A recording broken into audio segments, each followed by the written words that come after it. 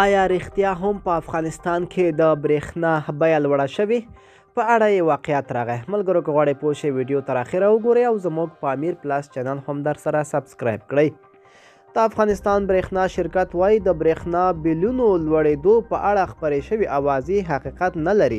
د برېښنا شرکت ویان حکمت الله میوندي نن پنجشنبه رسنیو ته په لیږلي غږیز پیغام کې ویلي چې تر دا مهاله د برېښنا د بیې لوړېدو په اړه هیڅ ډول پرېکړه نه ده شوې. په دې وروستیو کې داسې اوازې خپرې شوې چې برېښنا شرکت د برېښنا د لګښت بیلونو لوړوي.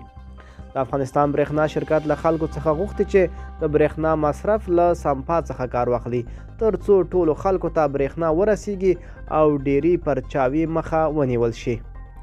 ملګرو دا به زموږ چمتو شوې ویډیو د لا ښکلې ویډیوګانو لپاره زموږ په امیر پلس چینل سره اوسئ. تر بلې ویډیو ښه وخت ولرئ.